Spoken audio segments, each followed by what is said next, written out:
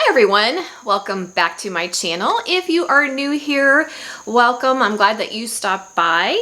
Hope that you will consider subscribing and follow me on social media. I will leave all the links in the description box for you below. So today I have another canning video for you. Speaking of canning, we are having a tremendous time over in my canning group. You guys are fantastic. Just a lot of sweet people over there sharing canning ideas, asking questions, and everyone seems to really be enjoying it. So if you are a canner and if you are interested in safe canning, please go ahead and pop on over to my group or check out my Facebook page. I do have the links in the description box for you, but we're having a great time over there and I hope that you will join us. So today we are going to be canning up vegetable soup. Actually, vegetable beef soup. This is by request, but we are going to be doing it in a special way. We are going to be doing mix your own vegetable and meat soup. Now you can find the instructions on how to do this on the National Center for Home Food Preservation's website. You can find it in the Amish Canning Cookbook. You can find it in the author of this book also wrote the Homestead Canning Cookbook. It's also in here. And the other place I found it is in the USDA Complete Guide to Home Canning. So lots of different resources for places to find the instructions on how to do it. But it's not just about vegetable soup. This recipe is wonderful, you guys, because it allows us to mix and match ingredients and come up with and create our own soup. So my challenge to all of you is to think about your recipes of your favorite soups that you make at home and try to think outside of the box. I think sometimes with canning, we do ourselves a disservice because we look at something that we enjoy making that may not be safe for canning and we just kind of discount it. But I think we're doing ourselves a disservice by just looking at the glass as half empty instead of half full, because you can use this method for creating starters for all of your favorite soups and take some of the work out of it. For example, I thought of hamburger soup, or cheeseburger soup, I guess is what it's called, cheeseburger soup. Now we wouldn't can that, right? Because it has sour cream, it has butter, and it has cream in it or milk, it has cheese in it. So we know right off the bat that that's not safe for canning. However, hamburger and the veggies that are in it are safe for canning, which as well as the stock. So you could always can those things up, have a starter on your shelf, and add the freshness of the sour cream, the cheese, and the butter, and your thickener when you open your jar. So my challenge to you is to think outside of the box. Don't discount things. Think of the glass as half full instead of half empty, and come up with creative ways to use this method to get more things on your shelf that are starters for soups that you enjoy eating. So we have a ton of options here, and you could come up with so many different soups by using this method. So I'm really excited to share this with you guys because I just think that this is a fantastic method that is available to us to can. To do this, actually, I really like how Georgia Veroza, she wrote the Amish Canning Cookbook. I really like how she has laid it out. It seems when you look at the method on the National Center for Home Food Preservation and in the USDA Guide to Home Canning, it can seem very labor intensive because the first rule is that you can use any meat or vegetable that is safe for canning and has its own instructions. So we already have a lot to start with. But the instructions can seem cumbersome because they say to pick, after you choose your vegetables, that you should prep those for a hot pack as described in each individual guideline for that vegetable. And that can seem kind of overwhelming. Her solution to that is to choose a variety of vegetables according to taste or what you have available. Chop your vegetables and boil in water to cover for several minutes or until vegetables are barely cooked, which is basically what you're doing in the guidelines for each individual vegetable.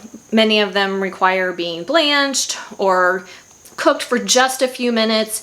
And as I was looking at putting this together for you guys, it seemed really cumbersome to take this ingredient and boil it for 2 minutes and this ingredient and boil it for 3 minutes and blanch this and do that. That seemed very cumbersome. So I think she's done a really good job of saying just a variety of vegetables, cover them with water, and boil them for several minutes until they are barely cooked. I think that that is a great solution, and then that keeps us from having to do everything separately because that feels cumbersome. So keep that in mind.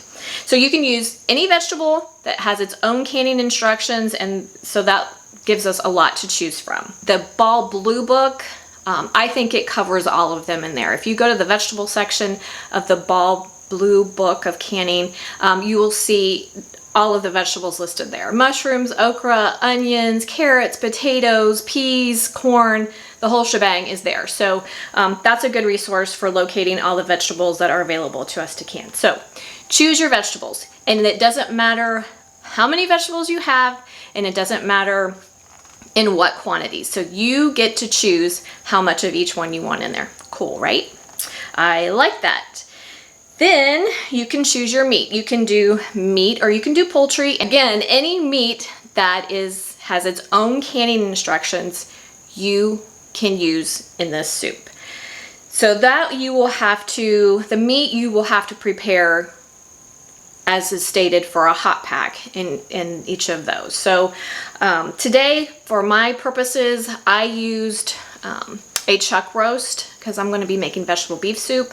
So all I did, the instructions for the meat is to boil your meat in water to cover until cooked through and tender. Remove the bones and chop meat. So I just cooked off my beef roast, and then once it cooled, I just chopped it. And there it is. So it's all ready to go. She does not say in her book, but it does say in the USDA guidelines for canning, it does say that you can include seafoods, and it gives you a different processing time if you are including seafoods. So seafoods are also welcome here. So keep that in mind. I'm not a huge seafood fan, so that's not an issue for me, but you can use meat, poultry, or seafood to make this soup. Take your pick, mix and match, whatever. Just prepare your meat appropriately as outlined in the guidelines for each individual meat. Still with me? Dried beans or peas you can use in your soup. Their guidelines for that is for each cup of dried beans or peas, add 3 cups of water, bring to a boil, then boil for 2 minutes, remove from heat, cover pot, and let beans soak for 1 hour and drain. Cover with fresh water and reheat to boiling, and then drain them again. This is nothing new when we can beans. We either do a quick soak or an overnight soak. This is the quick soak method, so there's nothing special here to do. The one thing that I do want to point out, because we make such a big deal about pre-cooking our beans, and when you can beans, they do recommend you cook them for 30 minutes before you can them. That is not a recommendation for this soup. All you have to do is bring them up to a boil before you use them. So that's good. Easy peasy stuff. Broth. You can choose meat, poultry, or vegetable broth, or you can use canned tomatoes, or you can use water, or you can use a combination. How great is that? More options. I love options. So many of you have asked me, can I can things that have already been canned? This is a perfect example of something that would work well being recanned. You can't say that about everything, but tomatoes and your stock, we've already canned those up, but they work beautifully here. Even though they've been canned once, you can open a jar of your stock, you can open a jar of your tomatoes, and you can use them in this soup. So you already have some of it prepped, right? So that's good. Spices, choose any spices that please your palate, but remember sage, you shouldn't add sage during the canning process because it turns bitter. So just make sure you're using dried herbs, and take your pick of the ones you want to use and how much you want to use to flavor your soup. So once you have your everything pre-prepared, your veggies and your meat, your stock or your tomatoes, all we have to do is combine everything in a pot, bring it to a boil, reduce the heat, and simmer for 5 minutes, and then we are ready for canning. How cool is that? The other thing that I wanted to point out is many of you ask, or it's been asked several times on my Facebook group, Can you prepare things ahead of time for canning? The answer is yes. I prepared many things that I'm using in my soup today yesterday so that I would be prepared for today. So if you know you're going to be short on time and you have time the day before to prep things for you, that's great to do that and totally fine. Just make sure you store them appropriately in your refrigerator until you are ready to do your canning session. My meat I cooked yesterday, took care of it. It was all set. My tomatoes I used from my garden, so I blanched those, peeled them, chopped them, so they're ready to go. My corn on the cob, I cut it off the cob yesterday so that it was ready to go. So I was able to do a lot of prep work yesterday. If you read the canning instructions for potatoes, they always talk about white potatoes.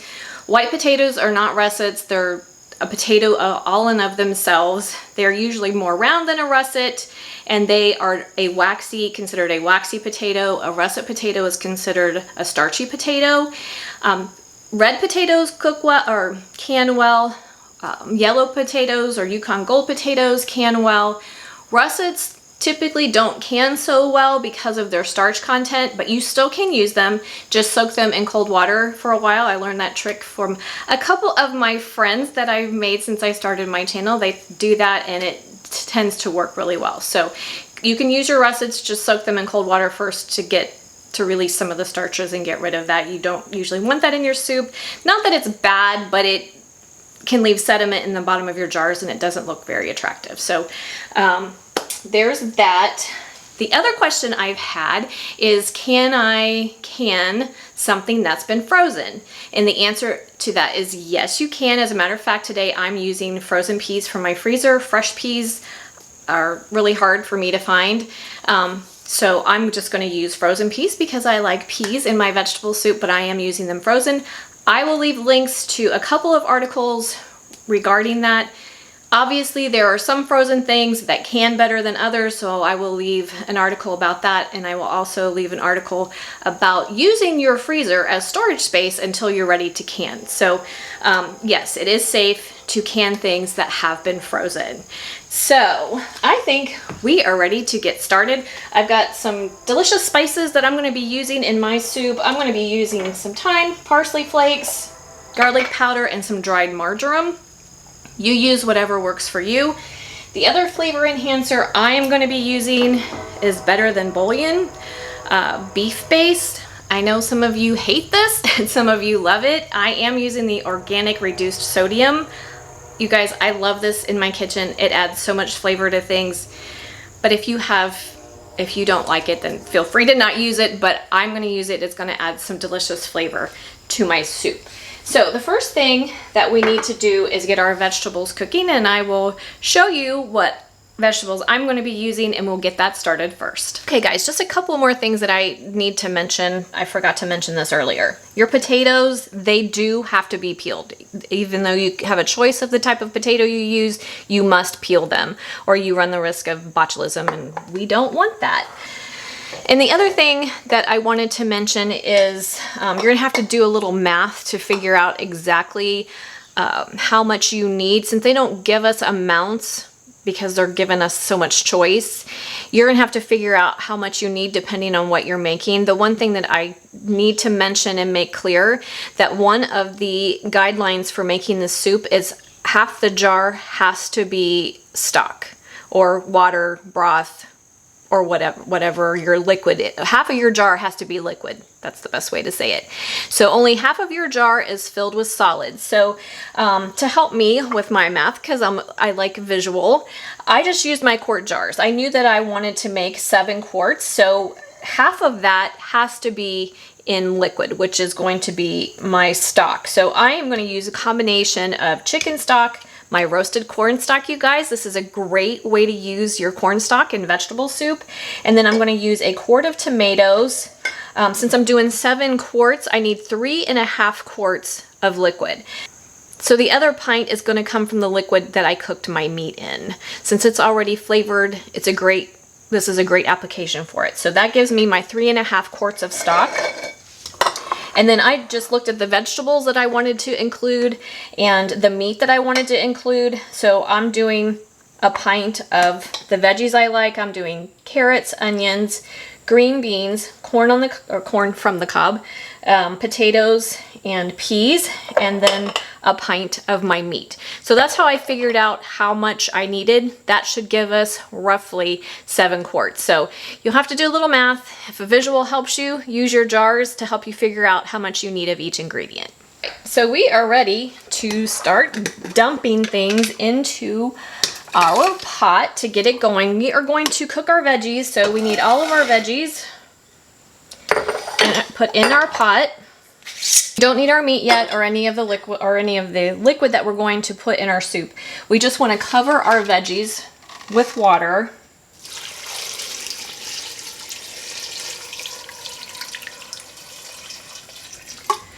And we're going to bring that up to a boil and just bring it up to a boil, then reduce it to a simmer and just let them cook for, I don't know, 5-10 minutes or so, just until they are barely cooked. Okay guys, I went ahead and covered my veggies with water, and then I put the lid on and I brought them up to a boil. I boiled mine for just a gentle boil. You don't have to go crazy with it, but just a gentle boil. I boiled mine for 3 minutes. That's the longest prep cooking time for any of the vegetables I use, so I just went with 3 minutes. So I went ahead and drained off that liquid. Oops. I drained off that liquid, so now we are ready to do the fun part. So I'm going to go ahead and add my beef. I'm going to add my quart of crushed tomatoes. These are fresh crushed, but you can use your home canned tomatoes if you prefer. Or you could even use canned tomatoes from the grocery store. That would be fine. And then we're going to add a quart of chicken stock. If you are not making your own chicken stock, shame on you, you should be. It's delicious and really easy to do. And then a quart of my beautiful roasted corn stock. If you are not doing that, shame on you. You need to learn because it is fantastic. And then I'm going to use the pint of my cooking liquid from my beef roast. So now we need to add, well, let's give that a good stir first. So now we need to add our seasonings. So the first thing I'm going to add is I'm going to add a nice tablespoon or so of my beef base. They make this in chicken. I'm making a mess. They make this in chicken and vegetable also. So if you don't want the beef, you can use chicken or you can use veggie. It adds great flavor. Before I add any salt, I'm going to add my other seasonings, and I am going to taste it first to see if I need salt. Now you can always doctor this up when you open it, but I'd like to infuse flavor into things that I am canning. I'm going to use about a tablespoon of dried parsley flakes. I'm going to use a couple of teaspoons of thyme, dried thyme, a couple of teaspoons of marjoram, maybe a teaspoon of marjoram, and then a good teaspoon or 2 of garlic powder.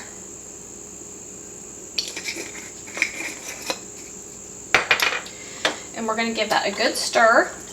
So the instructions at this point, and I hope I'm not confusing you guys, this makes a lot of sense when you read it. You may have to read it a couple of times to understand how it works, but anyway, I hope I'm not being confusing. But you can leave me a comment if I am. So at this point, the instructions are to bring all of your ingredients up to a boil and boil for 5 minutes. So I'm going to go ahead and put my lid back on my pot. I'm going to bring it up to a boil it for 5 minutes, and while I'm doing that, I'm going to clean up my mess over here and get things ready for canning.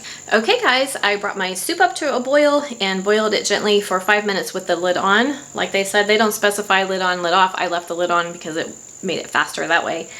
So now we're ready for canning. Modern canning guidelines state that you do not have to pre-sterilize jars and lids as long as you're canning for more than 10 minutes or more, and we are. So I washed my lids and rinsed them really well, set them aside, washed my jars. I'm keeping them hot in a sink full of hot water. You must start with hot jars.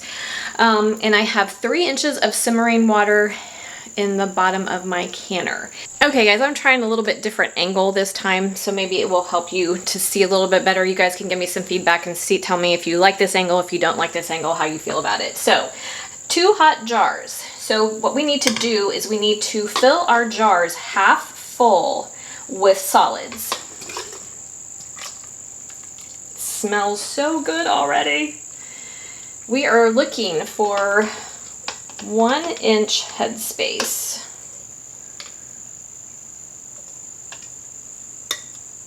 All right, that looks like about half. So now we need to fill it to the 1 inch, which is just below this right here for those of you who are new, with our broth.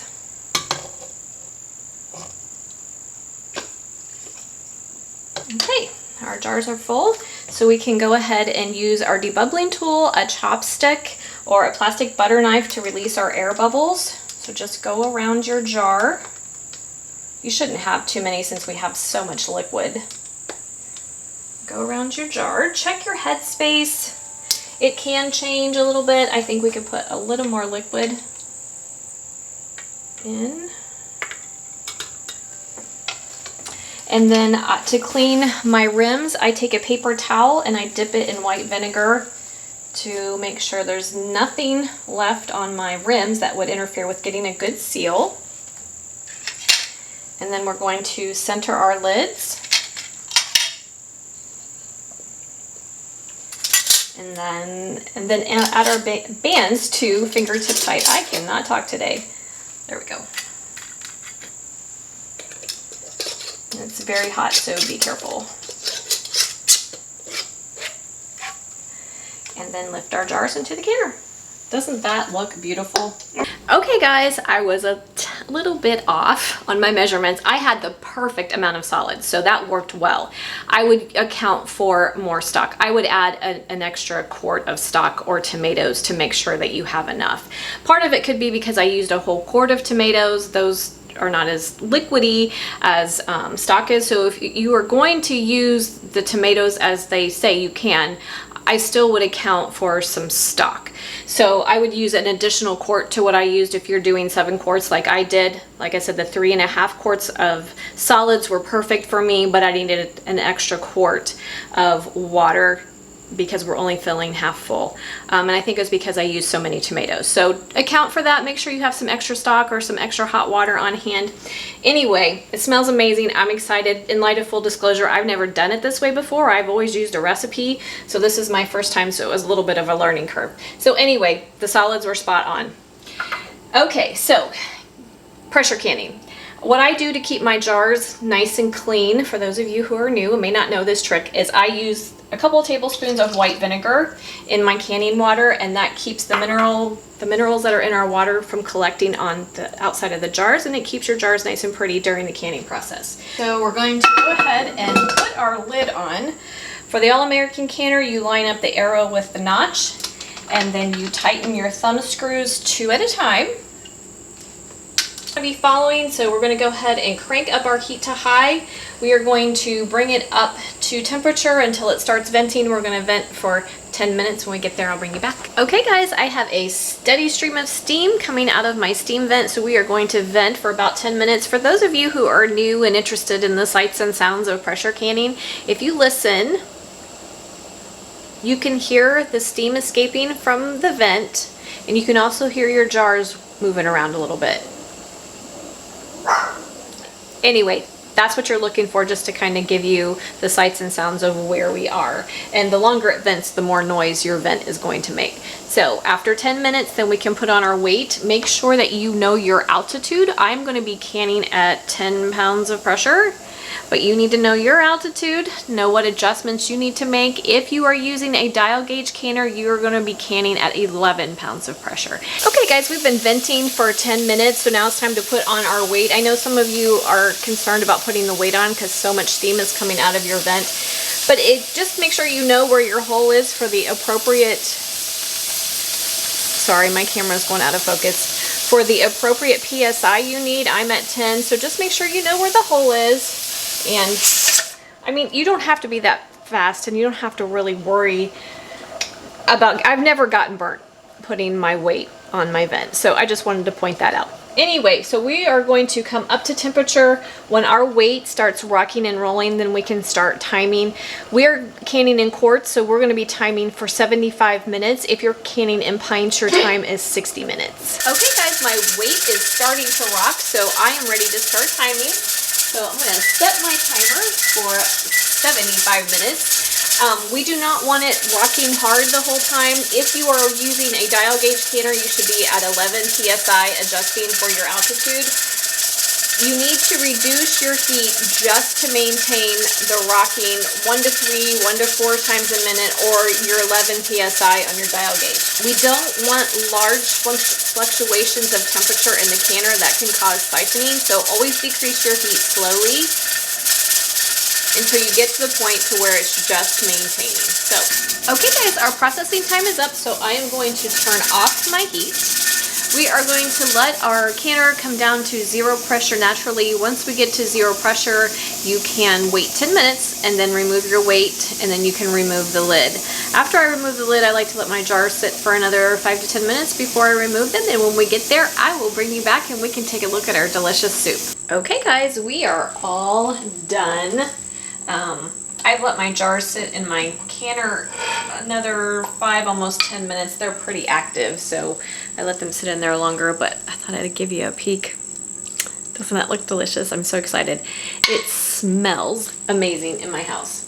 So make sure to give them plenty of room in between when you let them sit so they can cool adequately. Make sure you leave them sit undisturbed 12 to 24 hours, and then check your seals, remove the bands, check your seals, wash your jars, and label them and store them in a cool, dark, dry place.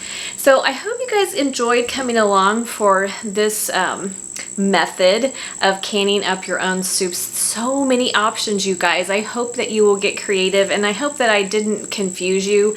Like I said, there are several resources for finding this recipe that can hopefully add some clarity. If you have questions, feel free to leave them for me in the comment section or over on my Facebook page or in our canning group, and I'll try to clarify anything that I didn't make clear. The one thing I do want to say, and if you should know this if you are a canner, the things that you cannot add: no dairy, no pasta, no noodles, no milk, no cream. All of those things still apply. This method is just for adding ingredients that already have their own separate instructions for canning. So I just wanted to make that clear, but even with that, you have so many options. So take a look at your favorite soups, the recipes that you use on the regular, and come up with a way of at least doing a prep. If you can't add everything, at least you can prep part of it. Cut down on the time of making your homemade soup. So thanks so much for joining me today, guys. I appreciate you. Like, subscribe, and share, and I'll see you next time. Have a great day.